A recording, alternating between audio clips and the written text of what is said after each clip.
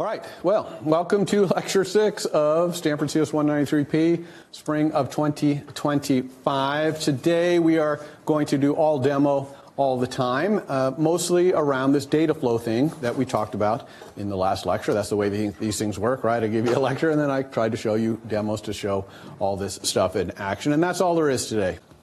All demo all the time. Here we are back where we left off last time. And I actually did something at the end of last lecture that accidentally was what I wanted to do. But I'm going to back up and do it again because it was hard to see what happened. When I was doing this missing peg, remember I was renaming missing peg. It used to be called missing, and I renamed it to missing peg. And I did it by right-clicking on it. And I did refactor, and I meant to hit rename. I was trying to rename it from missing to missing peg. But I don't know if you noticed, I accidentally clicked extract to file. Did you even notice that I did that? Because then I went, oh no, and then went back and did it. Anyway, I put these things back the way it was before I made that mistake. And now I'm actually going to do extract to file because I want to do that, and I want to show you what it does. So to see this, I'm going to bring out the navigator so we can see our files. And we have these 4 files. This is our model. This is our app. This is our view, right, our codebreaker view. And this is our match markers that you diligently worked on in assignment 1. So I'm back here in my model. And at this time I was down here in code looking at this missing peg here. And I'm going to go refactor and watch what happens when I do extract to file. Watch the navigator. What happens there? Boop. It created a new file called code. And what's in this new file that it created? Well, it's the struct code. So it extracted the struct code out of the file that had our codebreaker, right? We had codebreaker and code in the same file. And I was inside of code editing some code, and I did extract to file, and it moved it out into another file. And the reason I wanted to do that is that it's about time for code to get its own file. Look at code. Code here has quite a bit of important stuff in it, and it's kind of important struct on its own, just like codebreaker is. And so it deserves its own file. So that's what that refactor extracting new files. Everyone understand what happened there? So it's just a convenience to quickly create this. We could have said new file, Swift file, and then copied and pasted, and all, but this is just easier. Extract new file. So you can do that if you start out with 2 structs in the same file, and then you're like, okay, it's time to separate this one out. Refactor, extract to file. All right, so here is our made codebreaker view, and this is the rounded rectangle that draws one of our pegs. And I said on Monday, if I had time, I would have decomposed this into its own helicopter view, a peg view, but I didn't do it, but I am going to do it. I'm just going to take this blue area here. Does everyone agree that's the stuff that draws our peg, right? A rounded rectangle with all those view modifiers and that overlay. So I'm going to cut that out of here, and I'm going to replace it with a helicopter view call, PegView, where the peg is the code pegs index. Thank you, AI. That's what I wanted. Right, so I'm replacing that peg view. That makes this code look a lot nicer and cleaner. And then I'm going to go File, New, Template. We always go from template here when we're creating new files. And this will be a SwiftUI view. It's a helicopter view. And it's called PegView. And I'm going to go down here and make sure that it's in the right place, this folder, as opposed to not up here at the project level. And these look like my other files, so it looks right to me. Hit Create. Here's PegView, gives me hello world. I'm going to replace that by pasting in that blue thing that I just copied. Now, of course, this doesn't quite work because it's referring to the code's pegs at the given index in that outer ForEach. So this is where we want to have this data in thing. So we're going to pass the peg in, and that's what we're going to draw here instead of the code's peg at the index. So let's put a peg there, and we also do it down here. And we got a preview here. I guess we could give it a peg.blue. Let this build and see what it comes up with. There's a blue. And maybe we would want to put some padding around it. And probably we would want to do the match markers thing, which is create some context for these pegs. Maybe put them 4 across, right? Just so we can kind of quickly see if our peg view is doing the right thing. Now, while I'm here, I'm going to start doing that discipline I talked about with the / mark. So here it is. I'm going to say / mark. This is data in. This is data coming in to my peg view, this peg. And then I'm also going to put a / mark right here, dash body. And let me talk about / mark, this kind of comment, and what it does. It does 2 things. One, if you do / mark with a dash, look, it drew a line. You see that little thin line? Can you see that on the screen? Yeah, you can see it. Just a little thin line. So it's a dividing line. But also up here in my little bar that tells me where I am, if you click on it, whoo, it puts a little flag. See, this is my data in. This is my body right here. And there's a line in between because of that marked dash. You see? So this is a way of essentially documenting what's in your file with these little / marks. We use these / marks all the time. / mark for the data flow that we're going to do as our discipline, and also we almost always have a / mark for our body and the things that we use to build our body. And so let's do it everywhere. Let's go back to CodeBreaker view. What's it got up here? What's this @ state? / mark what? What is this? What is this kind of thing? This @ state, what do we call that? That's data owned by me, right? Or data that I'm the source of truth for, essentially. And then again, mark -body for that. And what else we got? We got match markers. What's this one right here? / mark. What's this one? It's data in, yeah. This is data in. Now this one also, we did this var before we learned about var and let. And this really doesn't want to be a var here. The only reason that would want to be a var is if we provided some default value. If we had some default value here for it, then we would want it to be a var. But if we don't, and it doesn't make sense to have a default value for match markers, this really wants to be a let. And that allows the person who creates us to set it the first time. It never gets set again, of course, which is true. It doesn't get modified or set. And then here, again, we'll do our mark body right there. And do we have any other views? I think that's it, right? Just CodeBreaker, Peg, and match markers. Those are our only views. So we'll try to, as we go today, keep up with our discipline here of writing these / marks, because we're going to do a lot of data flow today. That's what this lecture is mostly about. Back in PegView here, another thing that I wanted to do, I said on Monday, is that this little rounded rectangle, I do this a couple of times, and I actually probably could do it this third time, this content shape, because I don't think people are going to be clicking in that little corner very often, so I could use it there too. I really wanted to have a constant or something to represent that, and there's no reason I can't do that. Let my peg shape equal that. And then I can go down here everywhere I use it and say peg shape instead. Peg shape, peg shape. And that actually kind of cleans up my code. It's a little bit self-documenting. When you name a constant and then use it, it's like documentation for what that thing is. Instead of saying rounded rectangle, and you're like, what's that rounded rectangle for? You call it peg shape, and it's like, oh, that's the shape of this peg, right? You're kind of self-documenting. Without a comment, you're still documented. But it's also really cool because if I decide, you know what, I want to go back to a circle, I can just change it one place, and it's going to affect all the things, right? Not just here in my preview, but if I go back to my CodeBreaker view, voila, now there's circles over there. See, so it's a lot easier to deal with.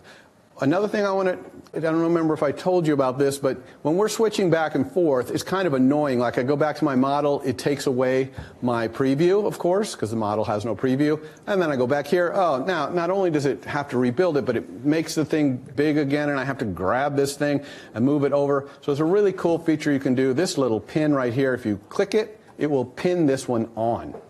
So even if I go over to a model, oh, it stays over there. And that's great. If I was in PegView and I changed this circle to rectangle, I'd be able to see it right here. I wouldn't have to be clicking back and forth in my view. And notice in PegView, which has its own preview, it's listed right next to it. So it's showing the pinned one, but I can click here and see my PegView also. What else did I want to cover there? Oh, yeah, there's a feature that I didn't have time to implement that I want in my app, which is that after I guess, so I make a guess, let's say here. I see I'm making guesses. And every time I guess, it leaves the last guess I made in here. And there was actually a post on Ed Discussion about this. Someone was asking, should I reset that back to empty circles? And I actually think we should. But reasonable people could disagree. And if you were writing this app and trying to sell it on the App Store, you might have a focus group and put it in front of them the two ways and see which one people like. Do they want their guess to be the same because they're just made this guess and they know it's off by one, so they want to be able to just change one thing? Or do they want it cleared out because they're basically going, oh, I'm going all orange, I'm going all yellow, yellow, black. You know, they want to be able to quickly type them in, especially after you see what we do today to make it much faster to enter those things. But I decided I wanted reset, and I mentioned this on Ed Discussion. So how would I do that? The amazing thing about that is I can put that entirely in my model.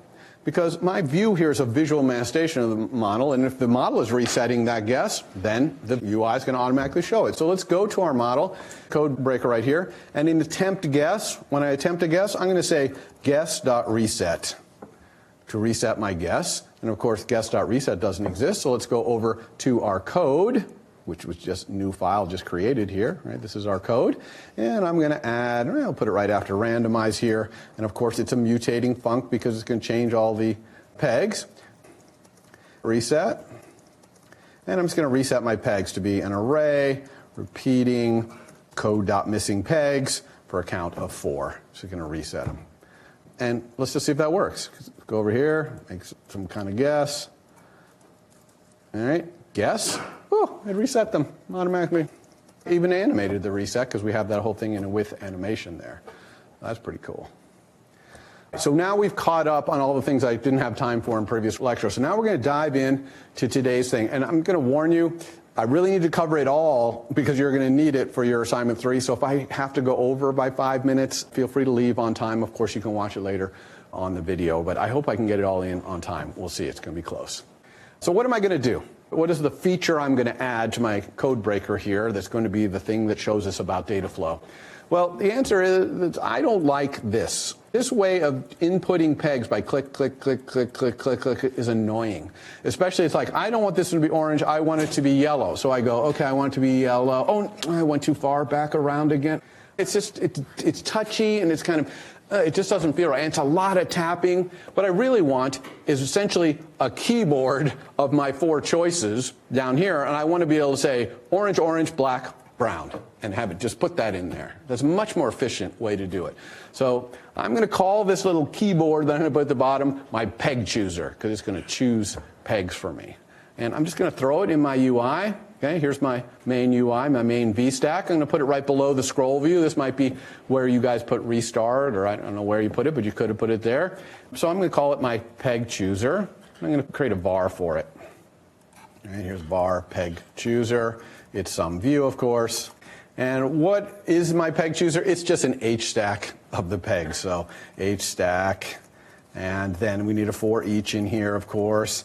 And what are they? They're the peg choices in my model, right? In fact, let's go look at my model. You see, I have peg choices right there. That's the colors I'm allowed to choose for my pegs. So I'm just going to ForEach over those, for each game's peg choices. And now I'm going to say ID \self here and peg in. And we're going to look at this ForEach because this is different than all the ForEaches that we did before. How's it different? No dot indices. You see, I didn't do peg choices dot indices. Why didn't I do indices there? Well, because game.peg choices, all the things in there should be unique. Because why would I have 2 oranges in my peg choices? I only need 1 orange in there. And in fact, it made me think that when we were designing our model over here and we had this peg choices be of type array of peg, it probably should have been a set of peg. So set is another collection in Swift, like array. It's also generic, so they can have any kind of thing in there, just like arrays can have anything in there. And the difference between a set and an array is that the things in the set are unique. And so that means that the things in a set have to be hashable. So there's a behaves like called hashable. They have to be that. Colors are that. So we could have done this as set of peg, and we probably should have done it as set of peg, because there's really no reason for it to be an array. But it's not really worth our time to go back and change all that, so we'll leave it be an array of peg. But does everyone understand here why in this ForEach I don't need to say dot indices, and this is not the index, this is the actual peg in there, right? Because they're unique. ForEach requires that they be unique. Now, for each of the pegs in my keyboard, I'm going to create a button that when I click it is going to set one of these things up here to that color. Now, which one is it going to set? Well, I'm going to have some idea of a selection, right? One of those 4 up there has got to be selected so that when I press my keyboard, that's the one that gets the color. So I get 2 things I got to do here. My little keyboard, and I've got to have some idea of a selection up there. So we're going to have to do both of those things today. So let's start by creating the button. Now, this is a good time to show you a different way to create buttons. So far, you've probably only created buttons like this. Button guess, button restart maybe. In other words, you've provided the name, a word to put on the button. But buttons are super flexible, and they can have any view on there, absolutely anything you want. No restriction, really, on what's on the button. So I'm going to show you the way to create a button where you don't give a word, you actually give it a view to put on there. Now, this one has two arguments also. The first argument this time is the action, what to do. In the other button version, the action was the second argument, the last argument, because we wanted to use trailing closure syntax. But now it's the first argument. It takes no arguments. And what are we going to do when we click on our keyboard down here? We're going to click, click, click. We want to essentially set the guess peg at the selection in our guess, in our model. Let's just type that as something like game.set the guess peg at the selection, I guess we'll call it, whatever, to the peg. This is the peg that the ForEach is going through here. So you can see it's giving me some errors here because I haven't finished my button, but also it doesn't like this selection because it doesn't know what that is because we haven't defined it yet. We will. And then the second argument, though, to the button, if you're going to provide the view, is the actual view to put on there, which the button calls its label. That's what the button calls that view you put on it, its label. And it's also a closure. Why? Because it could be a view builder. Exactly like VStack's last argument and ForEach's last argument, they're all functions because they could return a view builder. So exact same thing here. Now we're going to have two closures at the end of this button creation, right? Got the closure for action, and then the next argument is another closure, a view builder. And when you have two closures at the end, you can still do trailing closure syntax. But you have to do one special thing, which is for the second one, you have to put the name of its argument parameter. And you can see the AI is already suggesting it here. It's called label. That's what button calls its second one. But it's still trailing closure, right? Because this is all still outside of the parentheses. In fact, I don't even have any parentheses on the button. And inside here, I can put whatever I want. The AI is saying, oh, you probably want to put a Z-stack or something in here. But actually, I have an awesome thing to put here. My PegView, the thing I just created at the start of this lecture, and the peg is the peg that we're ForEaching over, right? So here, awesome reuse of a helicopter view. We use the PegView up here to draw these things. I'm using it down here to draw my little keyboard as well. Now, what about this line of code, which has got two big errors? There's no such thing as set guess peg, and there's no such thing as selection. So let's fix both of those things. First, let's go over to our model and add a set guess peg, which takes some index into the pegs and the peg and sets it there. It's the easiest imaginable function to implement. We'll put it right here. Mutating, of course. Mutating func, set guess peg. And it wants to do it at the other way around, which this is not bad, actually. I kind of like this arrangement. Set guess peg, and then have the peg first, and then at index. Because set guess peg, that name implies that you're going to provide it a peg. Versus what I said before, which was set guess peg at whatever to peg. So I'm going to go with this one. Here the AI had a better idea. So I'm going to go with this. And that means back here in my code breaker view, I'm going to change this to set guess peg to be this peg at the selection. See what I did there? I let AI guide me to a slightly better solution. All right, so here is our set guess peg. What do we need to do here? Guess pegs at index equals peg. I'm just setting the guess peg at that index to there. I mean, it's one liner, obviously super duper simple here. Since these are public vars, pegs is public. Down in code, I could have just done this line of code back in my view. That would have been legal. But I like this a lot better, where you have the actual semantic action have a name by putting it in a function like this. You understand what I'm saying by that? The semantic action has a name, set guess peg, versus I'm going in there and getting the pegs. Also, it might be that I want pegs to be read-only in the long term. Maybe I don't want to let anyone set my pegs if I'm a code. But anyway, I like set guess peg. And while I'm here, I'm also going to show you another cool little Swift thing, which is guard.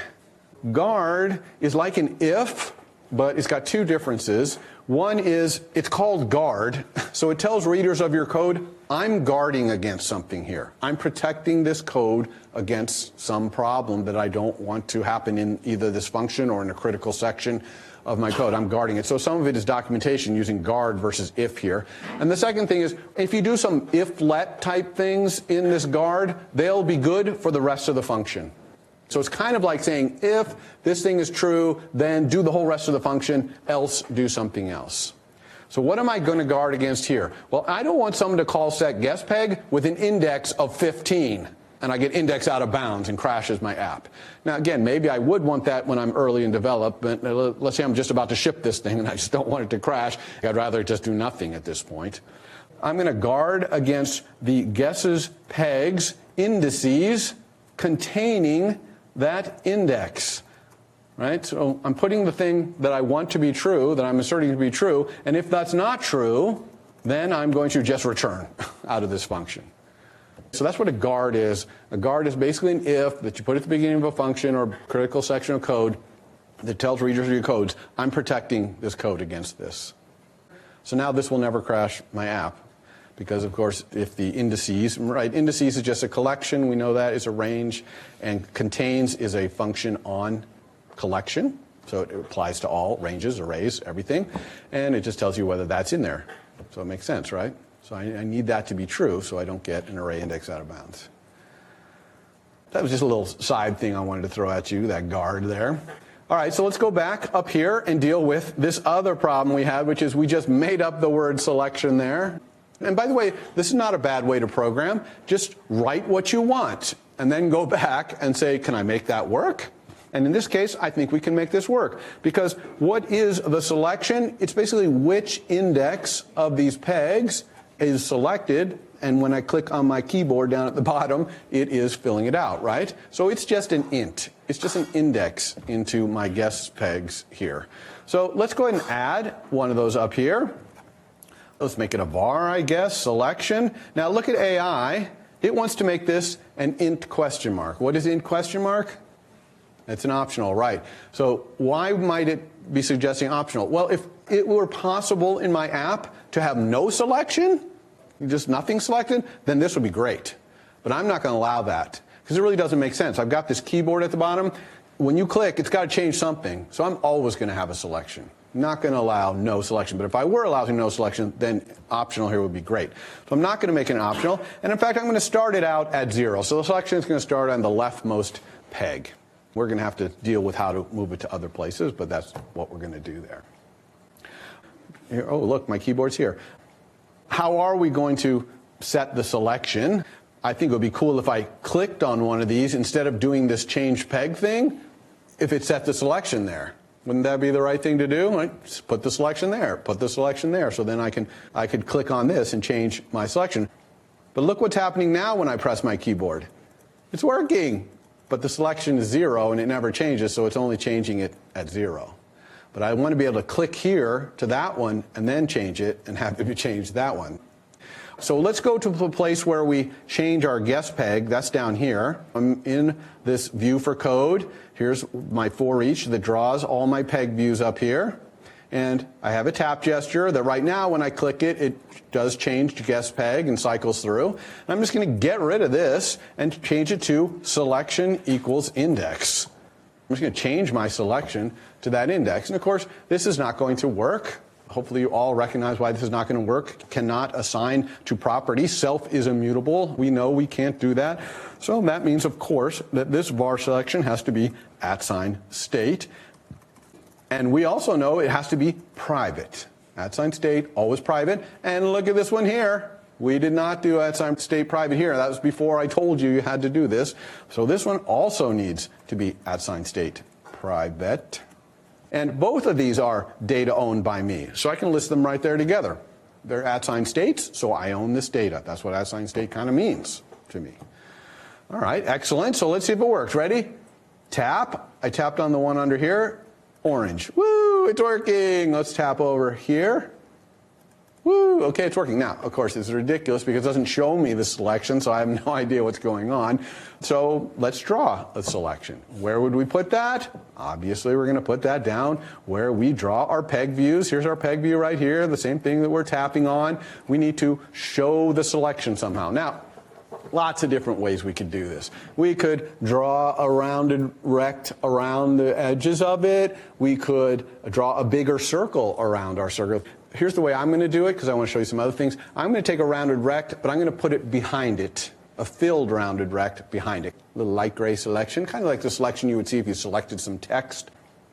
So let's try and put a light gray rectangle behind.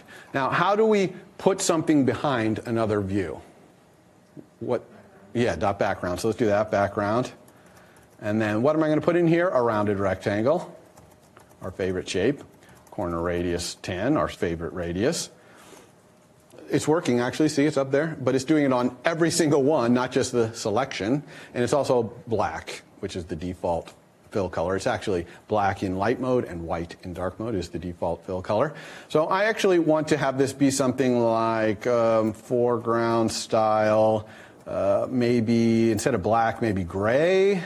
Yeah, okay, maybe. Not really loving that. And I only want to do this, put this in here in the case that the selection equals the index that I'm drawing here. So I don't want to put it on every single one, just the index one. And of course, I also only want to do it if the code.kind equals guess.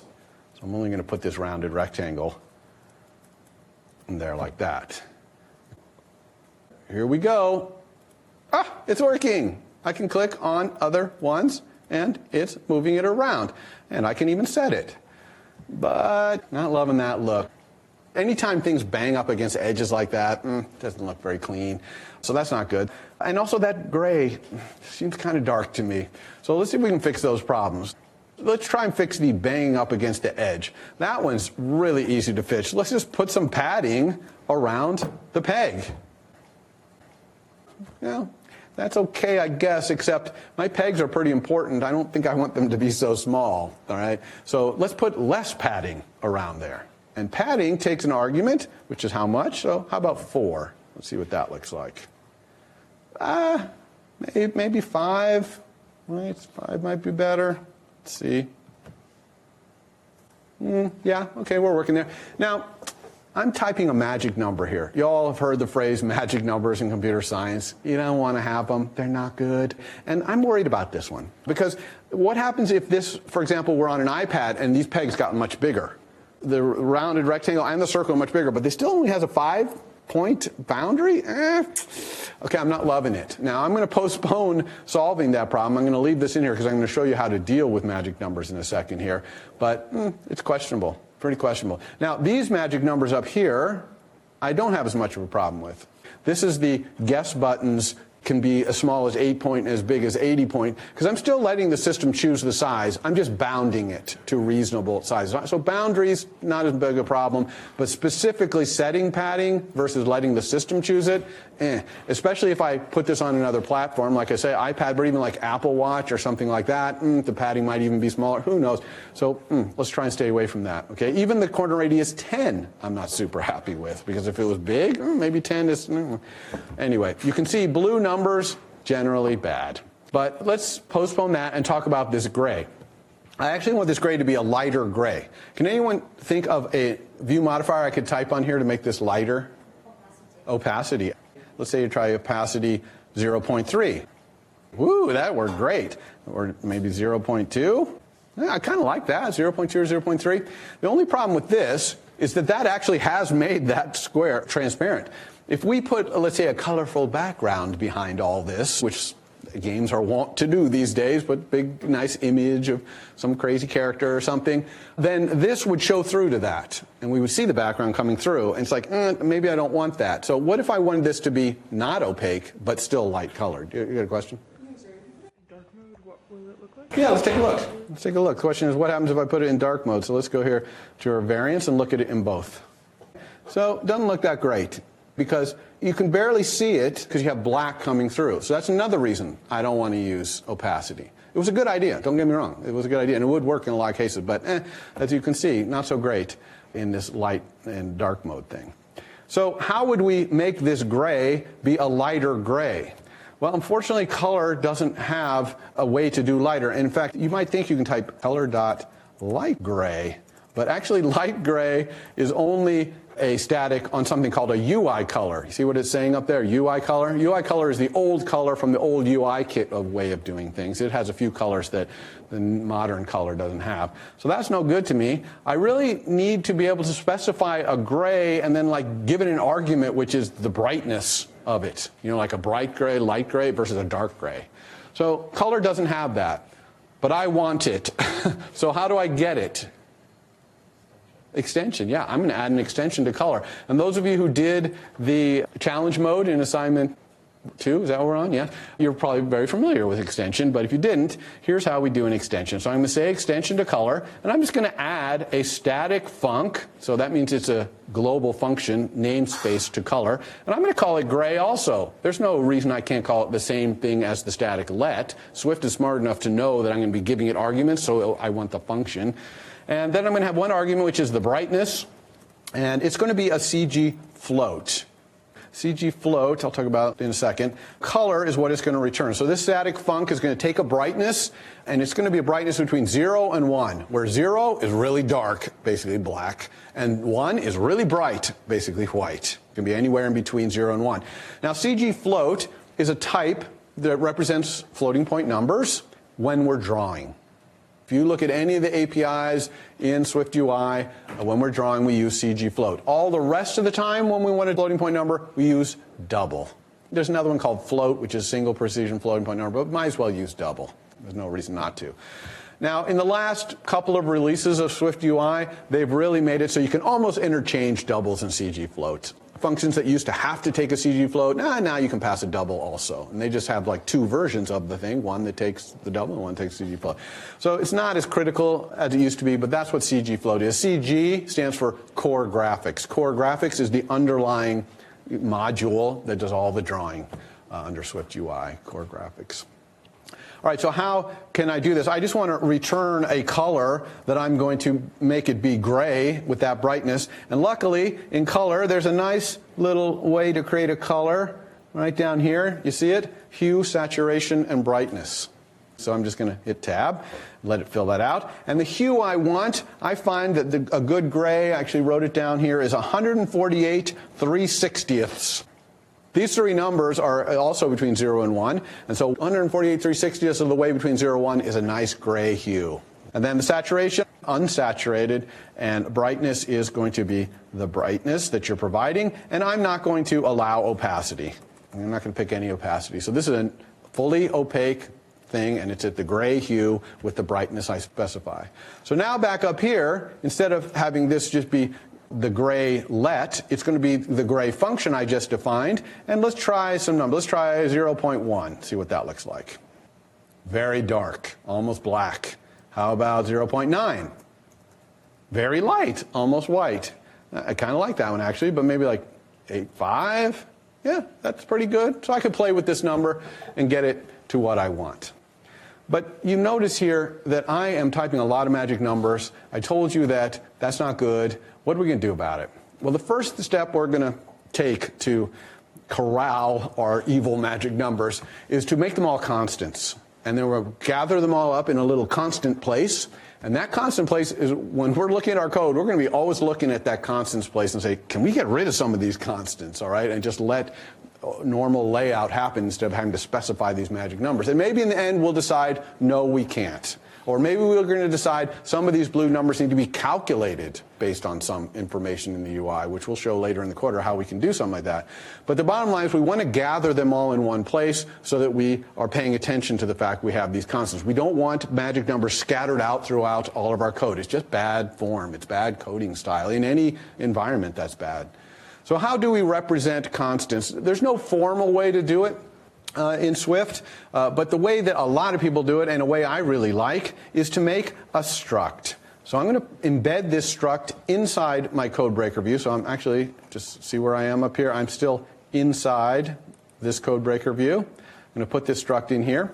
And I'm going to name this struct based on the constants involved. And here I'm going to deal with these constants, all these ones here, this 5 and the 10 and the 0.85. And these all have to do with what? The selection, right? This is the border around the selection, the gray of the selection, all that stuff. So I'm going to call this struct selection. Now this struct's full name is what? Yeah, codebreaker view.selection. That's its full name because it's embedded inside codebreaker. And when we embed things inside other things, we're namespacing them. So that's its full name. But we don't have to use the full name when we're inside codebreaker view. We can just use selection, which is nice. Now I have this little struct, and the only thing I'm going to do with it is put static lets on it.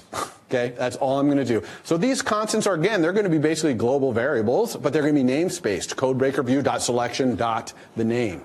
So that's an awesome way to have these constants. So here, let's try the border around the thing, for example. Static let border. And the other cool thing is I can put a type on it. And 5 is, in fact, what we did. And then up here, with this padding, I'm going to change this to selection.border. So I've replaced my magic number. I've moved it down inside here. And I'm going to do the same thing with these two guys. So let's go create some for that. Static let our corner radius of our selection. CGFloat, we like 10. So we'll go back up here. This is our selections corner radius. And because we're doing static lets here, we actually have some flexibility. Like, yeah, I could put this 0.85 down in here as like selection.gray or something. But instead, what if I just put this whole color down there? Because maybe one day I decide, nah, I don't want it to be like gray, I want it to be blue or something like that. So I'm going to cut this out of here and say selection.color, and then go down here and say static let the color, which is a color, equal that gray, color.gray. These are just lets. I can set them to anything I want. And I can even do more powerful things like, what about this whole shape right here? What if I want that to be down in my constants? Because you could argue, should the selection be a circle or a round rectangle? That's almost kind of like a constant in a way. So let's get rid of that and call this my selections shape. And go down here and say, static let my shape equal that thing. Now, by the way, when I'm in my struct and I'm defining a static and I'm using another static, I can use type inference to get rid of the selection dot here, because it's all in the same namespace there, the selection namespace. Cool with that? So this is how we do it. Let's do another one. Let's do this guess button right here. It's got a couple of things here. It's got the maximum size font, and it's got this scale factor here, which is really the minimum size font divided by the maximum font. So let's go ahead and put that. Let's say struct, and what is that? It's my guess button. So I'll have it my constants be called guess button. And we got a static let the minimum font size, which is a CGFloat, is 8. I think that's what I wanted. And then the static let maximum font size was a CGFloat. And that's 80, remember? And then I can do some math here, say the scale factor that I want for that minimum scale factor thing, which is a CGFloat. And I really don't need CGFloat there, because when I say that this is equal to the minimum font size divided by the maximum font size, of course it can infer the type, so I don't actually have to have that type there. All right, and then up here, instead of having these blue things, I'm going to have this be the guess button's maximum font size, and I'm going to have this one be the guess button's scale factor. Okay, so that's how we deal with constants. We gather them all up, put the constants there. Double win, not only are they gathered down here so we can always kind of be looking at whether we really want them to be these magic numbers, and secondly, it's documentation. Right? We're documenting what these things are. Like this padding right here. If I didn't have selection border, you might be reading this saying, what's this padding? Where's it going around? But if you see padding selection border, you're like, oh, that's the padding that provides the selection border. It's like it's more self-documentation. I'm a big believer in good naming means good documentation. Okay, I'd rather have good names than a whole ton of comments that I have to read through to figure out what the heck does this do. I want good names on everything. Good names on functions. Good names on variables. Good names on constants. I want good names on type names. I want them all to be very good names. It's all about naming in computer science. I think Knuth might have said that. I don't know. Maybe that was, he said something else. But anyway. Okay, so that's that. All right. Enough about constants. Yeah, sorry. That's what you Yeah, so she's asking, should we move these constants down here maybe to another file, like our constants file or something like that? And we absolutely could. And you know how we would do that? Extension, in the other file, we'd say extension code breaker view and put those things in there. And so that way it would still have the same name, right, the same naming thing. We could do that. I think it kind of depends on how many of them you have. Like if you have a lot of them spread out over a lot of classes, maybe you would want to put them all in one big file with extension this, with those ones, extension the other view, without, you know what I mean? So yeah, that's a good question. It's kind of code organization thing. You might do that. All right, so back to our selection here. We have this selection working nicely where we can click on here. But really, when I was talking about the benefit of this thing, I was talking about how here's my guess code. And if I want to go orange, orange, black, black, I want to be able to say orange, orange, black, black. But it's not moving along. So I wanted to automatically move to the next one anytime I select one. So I can go orange, orange, black, black, and it moves along. So how we can do that? Super simple, right? That's where we do the set guess peg, and I'm just going to set the selection to equal the selection plus 1, and of course we want to wrap around, so we're going to do that same modulo trick that we did before, mod. And how many pegs are right here? Well, how about game.mastercode.pegs count? This probably wants to be game.pegs count, and we would put a var and it would be computed and probably would return something like this very thing. Again, good naming would make that read better. Game.peg count is really clear what that is. By the way, when I was doing this, I realized we introduced a bug long ago in here, which I can't believe you guys weren't tripping over in your assignments. So here I have these 4 peg choices. What if I had another peg choice? These are earth tones, so how about .green? That's kind of an earth tone. Whoa, crashed unexpectedly. Oh, that's not good. And what do we do when this happens, when our preview crashes? We go and run it in the simulator because we want to see it in the debugger. The preview is telling us index out of range, so that's something. But I'm just going to run this in the simulator because I want to see exactly what line of code this is happening at, see what's going on. Here it is, crashes right away. In randomize, I have a bug in randomize, and I didn't even notice it. And I bet I got this bug because of AI.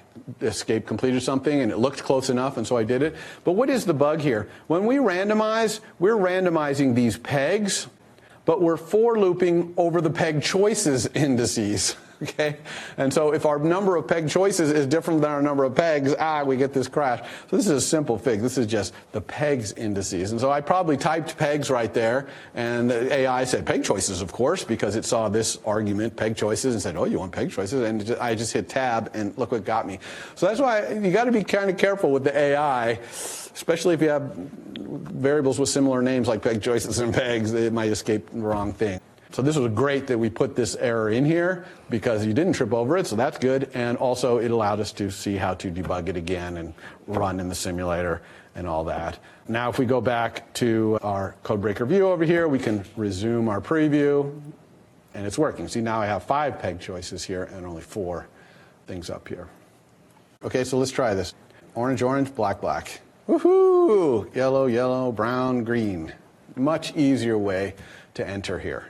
We make our guess, and it clears it out, and then yellow, yellow, orange, black, guess. This game is going to be much faster to play. Now what I'm going to do that's going to cause all this data flow nightmare that we have to deal with is I'm going to do another decomposition. I am going to take this code down here, which has, again, gotten big. See all this blue here? I made this smaller when I did PegView at the start of this thing, but then I added all this extra stuff down here, and it started getting big again. So I'm going to take this entire blue thing here, factor it out into code view, because that's what this blue stuff is. It's a ForEach of all the peg views. It's the code view. Just the code, not the match markers part, just the code. So I'm going to take that out and put its own thing. So I'm going to cut. I'm going to replace it with code view, and it's going to have a code for it to view, which I love helicopter views like this. Code view, give me the code. It just makes so much sense. Literally, code view is going to be a visual manifestation of a code. This is fantastic. So let's go up here, file, new. It's a file from template. It's a view. It's called code view. Oh, and look. This is wrong. See that? I told you to always check that, and it was wrong. Right? It was putting it in the wrong place. This is where it wants to be. And it's not called code breaker. It's called code view. So there it is. There's our code view. I'm going to get rid of hello world and paste in that big blue thing that I cut over there. So, of course, we need to make this code actually work. And I already know that I'm going to be passing in the code to code view. And what is this? This is / mark what? Data in, yes. Okay, there's our data in. And, of course, let's also do / mark with a dash, our body. So we get this nice line separating things here. I'm also going to punt on the preview here for demo expediency, but probably wouldn't want to do that in real life. Ooh, see that? Spinning, spinning, spinning. It's desperately trying to figure out this view builder that I just pasted in here because it's got quite a bit of syntax errors.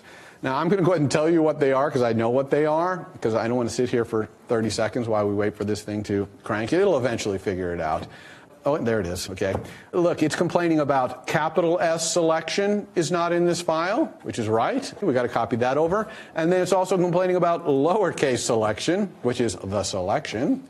That's also not in this file. So let's go get those. Let's go back over to our codebreaker view and just cut this selection out of here. Go back to our code view, put it at the bottom here. Do notice that I put these constants at the bottom. That's how I prefer it. Some people like to put them at the top, maybe especially when they're still worried about them a lot. I put them at the bottom because I don't know that they're front and center of what you're thinking about how your view works. But anyway, it's coding style. I like the bottom. And then we got the selection here. We have to have some sort of / mark something, which is the var, which is the selection, which again is a non-optional int. I'm going to say selection equals index. So actually this has to be @ state, right? We've got to make this @ state because we're going to be changing this thing, right? Cannot assign property to self. Self is immutable. We can't allow that. So I guess that makes this what? Data owned by me, right? @ state. Everything else compiles. Does that look good? Let's see if it's working. All right, let's try clicking here. Ooh, it's working. And here? What? What is going on here? Okay, it's my selection here, and here, and then what? This is totally messed up. My selection doesn't seem to match anything of what I'm typing. It's going to the wrong place, and it's not moving either. What is going on here? Does anyone have an idea what's happening here? Is it because this private state is only in this space that it's not actually percolating the rest of that? Yeah, exactly. So the problem here is the grand problem that I warned you about at the beginning of this course, which is we have two sources of truth for the selection here. They're each doing their own thing with their source of truth, but they're not sharing the source of truth. One of them is allowing you to click around and move it there, and the other one is the one that is moving it along as you type and putting the thing in there. So they're working independently, so that's no good. And this is such an annoying bug. If you had this bug, you'd be like, what the heck? No idea what's happening here, because it's just such strange behavior. We obviously need them to share the truth. Now, one of them has to be the source of truth. There has to be one of them that says, okay, I'll be the source of truth. So I'm going to pick the codebreaker view. And it could be the code view. It doesn't have to be the codebreaker view, but I like having it be the codebreaker view because I think of the selection in my game overall. I'm going to have the code views one not be @ state anymore. Instead, I'm going to have it share. And this mark is going to change from data owned by me to be data shared with me. So let's talk about how we go and do that. And the answer is we change this from @ state to be @ binding. Making this selection thing be an @ binding means that someone is going to pass us a binding to their source of truth, and I'm going to get to use it. Now, a couple of things in this line of code broke when I changed that to @ binding. One is it can't be private. @ binding, it makes no sense to be private, and it also just can't be private. And the other is it can't have an initial value. You can't assign an initial value to someone else's source of truth. They own the right to do that. So @ binding always looks like this, and it has to be a var. If someone's passing you a binding, it's got to be a var. If they're passing you something and you're not going to change it, then just pass it as data in. Make it be a let, just like this one up here. Binding is for data you want to pass where you want to pass it in a writable state. You want to share the source of truth so they can write it, which we need because we're going to change the selection right here. Yeah. Does that mean that, so is this like not a pointer? Actually storing a copy of it? Yeah, so the question is this not a pointer? And yeah, binding is really not a pointer. State has got a pointer under the hood, but binding doesn't really. Instead, what binding is doing is it's being passed the binding, remember, from another view, and that binding that is passed kind of has mechanism inside of it to set and get the value in the other place. And so then it turns this selection var that we're using down here and right here, it turns it into a computed property. And that computer property uses the magic inside that binding that was passed to go access it. That's what's happening under the hood. You don't need to know that, though, but that's what's going on. So if we have this binding here, then our code breaker view, this thing that now is the sole guy who owns this state, it is still data owned by it, it needs to pass a binding to it. So how is it going to do that? Well, if we go down here to code view, you can see it's already complaining. Missing argument for parameter selection in call. I don't provide that argument. This is clearly an argument. It has no value, so I can't create this without giving this a value. That's how it works. Let's go back here and give it to it. Selection is the name of that binding var. And how do we pass? Well, exactly how AI suggests right here, $sign selection. So that's $r selection. If you put $sign in front of an @ state variable, that means a binding to that selection. And you can do the same thing with a binding. If CodeView did $sign binding in its code, that would mean a binding to the state, which is kind of the same thing as a binding to the state, right? Those are the only things you know about yet that you can put a $sign in front of. There's actually some other weird $sign things we can do with bindings I'll talk about in a couple weeks. But basically, state and bindings, those are the things you put the $sign in front of, and that's how you pass a binding to someone's source of truth to another view. And now they can share this. So now they are sharing. Watch this. Click here, black, green. See, they're both doing their thing. I can click around, and it's still moving it, and it's still drawing it properly, because they're sharing that state. But now I'm going to show you how @ binding can be used wrongly. And I'm going to do that by taking my peg chooser up here. See this peg chooser? And I'm going to helicopter view that. I'm going to make a helicopter view called peg chooser. And it's going to be its own little peg choosing thing that goes at the bottom here. So how am I going to do that? Well, I'm just going to cut this out of here, as I usually do. I'm going to get rid of that. I'll replace this thing a little bit later. Let's go File, New, from Template. It's a SwiftUI view. It's a helicopter view. It's called Peg Chooser. It's a good name for it. It's in the right place. That's good. Here it is, the hello world. Paste. All right. Let's do the same thing we did with code view. Let's go through this code and figure out how to make it work. And what does it need here? It looks like it wants the selection, of course. And it also says it cannot find game in scope. You see that right there? Cannot find game in scope. So it needs both the game, so it can get the peg choices, and it needs a selection, because when you choose a peg, it moves the selection along. No problem. We just go up here, @ binding, var game is a code breaker.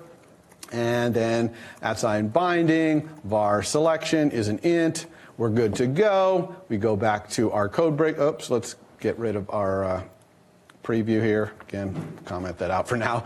Back to our code breaker view. We'll replace this with peg chooser. And what are the arguments? The game. We'll go $game and pass a binding to our game. And selection, $selection, and pass a binding to our selection. Everybody feel like we're in good shape here? Well, we are. It's all going to work perfectly. Watch this. Well, black, green, click over here. My peg chooser is doing its job, picking these beautifully. Everything is working exactly as you might imagine. And this is horrible code. Absolutely horrible. Now, why is this so horrible? It seems so obvious to do it this way. This is what bindings are for, right? No. And the reason this is no good is kind of a coding style thing, which is that this is a peg chooser. It puts these pegs down and you choose them. You are passing your entire code breaker game into this thing, read write, for that. And same thing even with the selection. This little peg chooser guy, he doesn't really care what the selection is. He just wants to choose a peg. This poor guy, he just wants to choose a peg. And that's all he wants to do. He does not want to know about code breaker games. And you're just giving him way too much information. To build good interfaces between our views, we want to pass them the information that they actually need. Don't pass them a whole bunch of other stuff just because it makes it so that code you wrote somewhere else can be plopped in here, copy and paste. All right, so how do we design this peg chooser? How do we decide its data interface? Well, anytime you're designing a helicopter view and you're thinking about its data in and out, think about its semantic essential. What does this thing do? Clear your mind of how you wrote the code somewhere else. Just what is a peg chooser supposed to do? Well, in my mind, it really just displays some choices, and then it lets you choose. Can we agree? That's all it does. So I'm going to actually have my data in reflect that. Let choices is some pegs. It has some choices. And then it lets you choose. Well, what is choosing? Choosing is a verb, so it's a function. Let, I'll call it onChoose. AI wanted to call it onSelect, but I'll call it onChoose. And it's a function. It's a function that we're going to call with the peg that was chosen. And this is all this peg chooser needs to do its job, because that's really all it does, is give you a list of choices and let you choose. So if you're going to use this peg chooser, like back in CodeBreaker View, all you need to do is tell it the pegs to choose from, and then give it a function to call when one gets chosen. All right, so let's fix our var body here now to use that. Instead of game.pegChoices, this is just the choices that we're offering. And then down here, instead of doing all this stuff with game set peg and mucking around with selection stuff, we're just going to put in here on choose that peg. And we're going to let whoever is asking us to peg choose do all that selection stuff and all that junk. This is getting more to the heart of what peg chooser does. And look at this code. This code is beautiful code. Every line of code in here is semantically meaningful, and it's exactly what you want it to be. You see? And you're going to see that that's going to be exactly true on the other side of this call, too. Where we make this thing, it's going to be beautiful code that is just semantically only exactly what you want. Now, before I go over and show you the calling of peg chooser, I'm going to show you one other little trick here is, what if you wanted your peg chooser to be able to put the peg choices up, but not actually do the choosing? Basically, what I'm saying is, what if you wanted onChoose to be optional, where you don't have to provide it? And again, a function in Swift is a type like any other type. It can be in an optional. There is no reason it can't be an optional function. But the only thing is, when you're calling that little function and it's an optional, you have to account for the possibility that it's nil. And we do that by putting question mark. So onChoose question mark only works if onChoose is an optional function, and it does nothing if it's nil. This line of code does nothing, absolutely nothing, doesn't process any arguments, does nothing. It's like this code doesn't even exist if onChoose is nil. So that's kind of a cool way to make it so we could use our peg chooser as a peg displayer. Let's go back to our CodeBreaker view and use peg chooser. And now we're not going to have to pass our entire data owned by us to the peg chooser. In fact, all we're going to pass is the choices, which is the game's peg choices. And we have to have an onChoose, which is a function that takes the peg that was chosen. And what are we going to do here? We're going to do those same two things we were doing before. That set guess peg and mucking about with the selection, which are very much CodeBreaker view things, and very much not peg chooser things. So that's why that code belongs here. Now, what else can we do to make this look nice? Okay, we love trailing closure syntax. Get rid of that. And now you're seeing some pretty elegant code on this side of the peg chooser. So I go through this process because I don't want to just tell you how at-sign binding works. I want you to understand that it's a tool, but you still have to be a code architect, and you have to design things to make sense, and views have to have semantic meanings, right? Because I want you to come out of this class not just being able to make it work, which we got that working with at-sign bindings, it worked, but I want you to understand what it means to write good code. Did I do all my / marks, by the way? Did I do it over here? No, I didn't. Let's do it here. This is / mark data in, and this one is / mark data out function, and then mark dash body. Did I forget this / mark anywhere else? I think I got it everywhere else, right? PegView, match markers, yeah, we got everything else there. And so again, in your assignment 3, please put these little / marks in there. I know it seems a little pedantic or whatever, but I think at least if you do it for A3, maybe A4, you'll get in your mind how the data flows in and out a little clearer, and then you can stop doing it after that. So the last thing I wanted to do here, unrelated to the data flow, was hide my master code, because this game is really easy the way we wrote it so far, because we can see it. I think this one is maybe orange, black, brown, green. Let me see. Oh, I got it. We need to cover them up. So how am I going to do that? And it's simple. I'm just going to go down here to where my PegView is being drawn in my code view, and I'm just going to overlay a rounded rectangle that's opaque on top of it, and then I can't see the thing behind. So how do we do that? Well, let's do it over here, dot overlay. And you know what I'm going to do here? I'm going to use the selection shape, which is a little odd choice to overlay the selection shape over there. I'm doing it because I kind of feel like I don't want a lot of weird shapes going on, and I'm already using the selection shape for one thing, etc. But you could argue this is not great coding either, because this shape is different than the selection shape. This is the master code obscuring shape. So I probably should have a different constant for this. But I'm using selection shape here for now. And it's foreground style here. Let's see, we need to cover this up. I only want to cover it, though, if it's hidden. So I kind of need something like code is hidden or something like that. And if it is hidden, then let's cover it with gray. Otherwise, we'll make it clear. I'm going to put that overlay there for all of them, but I'm only going to actually show it if the code is hidden. But of course, I need code is hidden, so we got to go write that. Let's do it. That's back here in our model.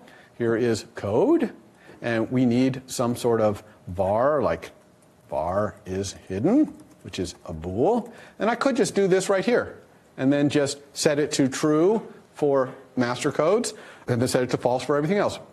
But I'm not going to do it that way. Hidden only matters to master code. Right? We never hide an attempt or a guess, ever. So that sounds like something that wants to be associated data on my master code, because it only applies to master code. Now, here I just said match, and I don't really think I can just say bool there. It's like, what does that bool mean? So I'm going to put is hidden here.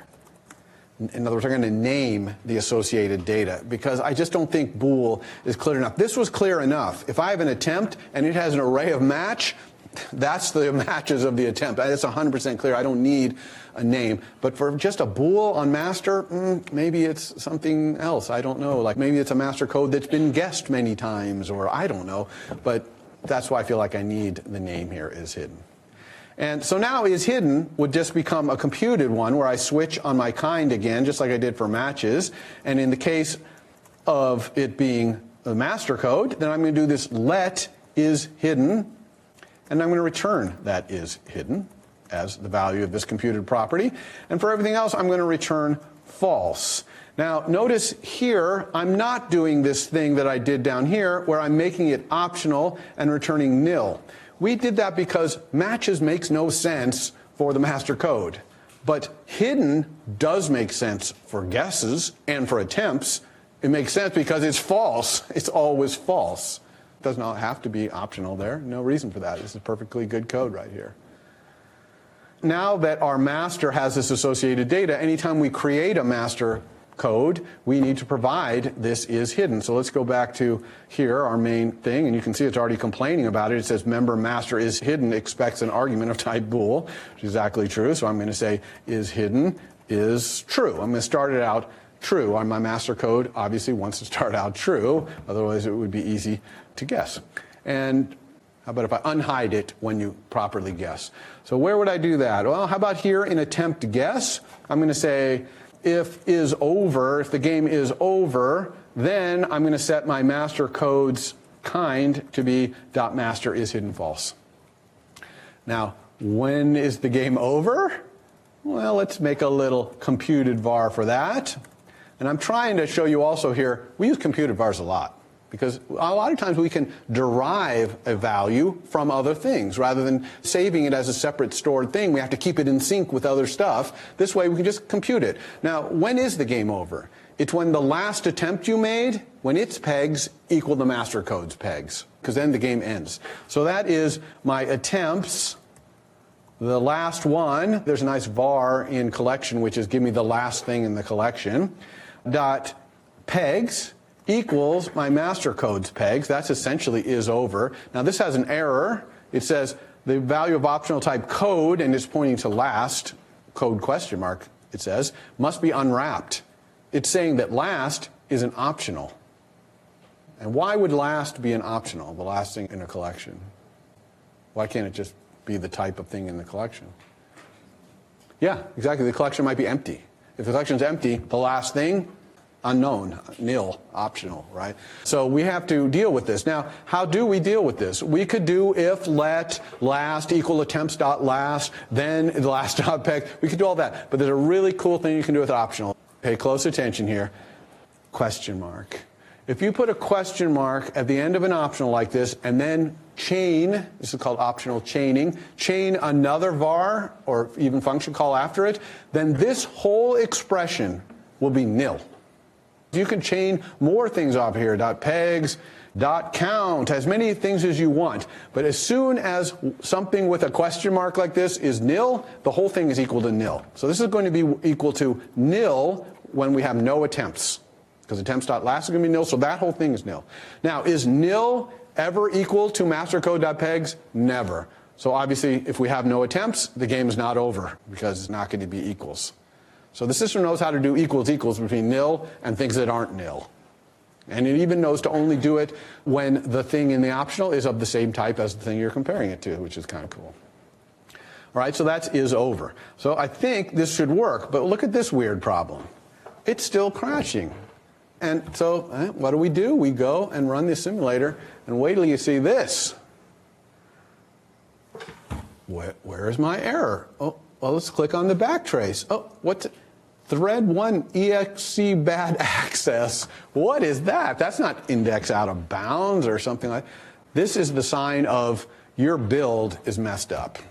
When Xcode went to rebuild this after we changed that stuff, it got the dependencies wrong, or I'm not sure what it did, but it's wrong. If you ever see this exe bad access, it might be a number of problems, but one thing might be that your build is bad. So how do you deal with that? Real simple, and this costs you nothing to try, and I recommend it. Go to Product and say Clean Build Folder. No problems with the build. Now it'll work. Clean build folder, rebuild it all. Really good way to just reset everything and make sure that the problem is in your code. Let's see if this works. Oh, we have to cheat here, actually, don't we? Previews. Yellow, yellow, orange, orange. I think that's what it is. Yellow, yellow, orange, orange, and guess. Woohoo! It worked. It put the 4 pegs, and it revealed that is hidden for me. Excellent. However, not quite there, because I don't like that I can keep guessing. Oh, yeah, maybe it's not that. Maybe it's this. That makes no sense. Why is it letting me keep guessing? The game is over. I clearly don't want to be showing this guess code right here after the game is over. So let's fix that too. If the game is not over, then show this game.guess. Otherwise, don't show it. And this is a great thing about view builders is we can use ifs to include or exclude things. So let's try it again. Go here, guess. Let's cheat again. What do we got? Black, brown, brown, green. Black, brown, brown, green. Woo! Oh, no, that's not it. I got the wrong thing here. Black, brown, brown. Oh, the selection's off by 1. Oh, that's another thing too. When I guess, I think I want that thing to reset to 0, right? So let's do that also. Where is that? That's when we guess. Here's a guess, right? Here's our with animation guess. I'm going to say right here, selection equals 0. And then I won't do this problem I just had. So let's try again here. Guess. Now we cheat. And we got yellow, brown, brown, yellow. And we guess. Really nice. Reveals it, doesn't leave the guess thing there. This code is ready to go for you in your assignment 3. And I've tortured you enough with making you type this code in assignments 1 and 2, so I'm going to publish this code, okay, on Canvas. I hear the sighs of relief out there. But, you know, you learned a lot by typing that stuff in, okay? Syntax errors and things like that, you saw all those happening. There's a lot of value there. So anyway, so I will publish this one, though, because that's enough, okay? You've had enough. And is that all I wanted to cover today? Oh, no, one more thing, one last thing. So your assignment 3 is to do a new app, kind of like Codebreaker. It's kind of like a Codebreaker where the codes are words, English words, okay? You might have heard of such a game. But anyway, that's what it is. And I'm going to make it a little easier for you to make those words, because you're going to need random words, and you're also going to need to tell whether a word is a word, like a dictionary kind of thing. So I have something for you for that, a little piece of code that I wrote here. And what you're going to want to do is, well, it'll be in the thing I published, so you won't even have to do necessarily this. But I'm going to go grab, here it is, words.swift, and I'm going to drag this in. And whenever you drag something in, I always recommend copying it. So there's that. So I copied it in. Here it is, words. It's called words. It makes a little class here called words. And this class words has 2 really cool funcs in it. One is contains word, which tells you whether this string you give it is a word, because this game that you're playing, the guesses and everything have to be words. They can't just be random letters. They have to be actual words. And then it's got this great one here for picking master codes, which is give me a random word of a certain length. 5-letter word or 4-letter word. Notice it returns an optional string, because if the dictionary is empty, like it wasn't able to load it, it loads this dictionary off the internet here from the class website or whatever. If that fails, like your network's down or whatever, then there will not be any words. So that might return nil, so you're going to have to deal with that. Now, the way you access this thing, the way you get these, is through an environment variable. Remember those @ environment variable things I talked about, like color scheme and all those things? Well, I added one. This adds one using this @ entry thing into environment values. It's called words. It's just an instance of one of these. Let me show you how to use it. Back here in my Codebreaker view, I'm going to use it. So I need to go up here and say / mark data in, because that's what this environment stuff is. Outside environment dot words var words. So this creates a var, which is an instance of that words thing, that words class that I created. And how do I use this? Well, what I'm going to do is every time I make an attempt, I'm going to print a random word out on the console, just to show you how you do it. Here's my place where I guess. I'm just going to go here and say print random word equals, and then I'm going to use this string interpolation. Everyone remembers about that, right? / open parentheses. You can put anything in here. Function calls, anything that can be evaluated to a string. So I'm going to take the words, which I have because it's in my environment. I just got it out of the environments. And I'm going to say random word of length, let's say 5-letter word. And I know that can return an optional, so I'm going to say !, none, or something like that. So let's do it. Let's bring up our little console here. Make sure we're on preview, seeing the preview output. And then let's make a guess and see if we get a random word. Woo, we did. Great. And notice down here it said words loaded 2,118 words from that place. You should see that in your console when your thing fires up, because when it does that @ entry, it starts that loading. Now, that doesn't happen instantaneously. So in your assignment write-up, I've given you a little hint of how to basically have your Codebreaker view watch for it to load. And we do that with a really cool view modifier, which I was hoping to kind of show you, and I will be using it later, but it's called onChangeOf. And onChangeOf just takes a var, and when that var changes, it executes some code. So the incredible thing is I just say in the code I'm showing you in the assignment write-up is onChangeOf the words.count, the number of words in the dictionary, then we can set our master code. Because the problem is when you first launch your app, how are you going to set your master code? You don't necessarily have the things. So my little assignment write-up helper just sets it to the word await, because it's waiting until it loads, and then it actually chooses the master code. Although it's smart, because if the game has already started with the word await, it doesn't change the master code out from under that. But then the next game you play, now you'll have the dictionary. Now, that words thing, the reason we're not going through it now is it does a lot of really cool things, like it does error handling because the network might fail. It also does asynchronous programming because it's loading this thing asynchronously. It does a lot of cool stuff. And you're welcome to go look at it, but I will be going over this down the road when we start talking about error handling and asynchronous programming, which is a little bit advanced topics, but we'll get back to this in that, all right? And your assignment 3 is not due until a week from Monday, so what is that, 10 days from now or whatever. And the reason for that is next week we'll be talking about animation, and the last required task of this assignment is to put animation into your Word-based Codebreaker app. And so you need the extra time to do that. Okay? Okay, that's it.